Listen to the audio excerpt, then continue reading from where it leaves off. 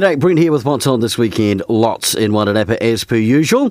Fell Locomotive Museum, Featherston, in conjunction with the Featherston Christmas Market Parade and Featherston Heritage Museum. Open day Saturday from 10 o'clock. If you've never been to the Fell Locomotive Museum before, I do encourage it. It's amazing. The history, the heritage, the cool little movie theatre, and you get to take a nice close-up look at the Fell engine. So definitely go and check that out from 10 o'clock. Featherston Christmas Parade begins at 3.